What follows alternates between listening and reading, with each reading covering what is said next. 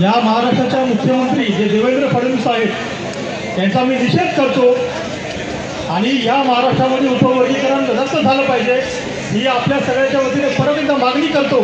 आणि ह्या देवेंद्र फडणवीस मुख्यमंत्री यांना मी सांगू इच्छितो, तुम्ही फक्त स्वप्नामध्ये तुम्हाला स्वप्न पडलं पाहिजे की मी उपवर्गीकरण रद्द केला, याद राखा त्याच मंत्रालयामध्ये घुसून तुम्हाला नाही त्या मंत्रालयाच्या बाहेर आम्ही या सर्वांनी मिळून अगर सोडलं तर डॉक्टर बाबासाहेब आंबेडकरांची औलाद नाही, माता समाजाचा मोर्चा होतो। अभिनंदन, तुम्ही सरकारकडे मागणी मागा, पण आंबेडकर कुटुंबियाकडे बोट दाखवाल तर याद राखा घराघराने घुसून आरएसएसच्या कार्यकर्त्यांनी सोडलं नाही।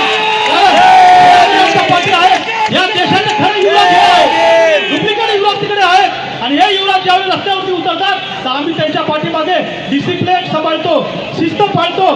परंतु अगर तुम्ही ह्या आझाद मैदानामध्ये मुंबईमध्ये येऊन अगर चुकीचं वक्तव्य करत असाल, फुले शाहू आंबेडकरांचा हा महाराष्ट्र नाही असा म्हणत असाल, तो जो जालन्यामध्ये राहतोय आता तो घरामध्ये नाहीये, पळून गेलेला आहे आणि सोशल मीडियावरती कोणीही आम्ही अपशब्द वापरत नाही सर, परंतु आजही अपशब्द वापरले जातात, उद्याही वापरतील, आम्ही शांत राहू। तर छोटा भाऊ आहे, चेतावणी फक्त देवेंद्र फडणवीस मुख्यमंत्री यांना आहे, तुम्हाला या महाराष्ट्रामध्ये अगर फिरायचं असेल, सरकार चालवायचं असेल तर याद राखा उपवर्गीकरण करू नका आणि करत असाल तर हे पूर्ण निळं वादळ, हे पूर्ण निळं वादळ, या निळ्या वादळामध्ये तुम्हाला कुठे उडवून राहू तुम्हाला लक्षामध्ये पण राहणार नाही, ही चेतावणी आहे। आणि आनंदराव आंबेडकर साहेब आहेत, भीमराव आंबेडकर साहेब आहेत आणि गोलक साहेब आहेत, गोडोले साहेब आहेत, यांच्या नेतृत्वामध्ये, पाणेसरांच्या नेतृत्वामध्ये हा आज या ठिकाणी मोर्चा होत आहे, आनंद आहे।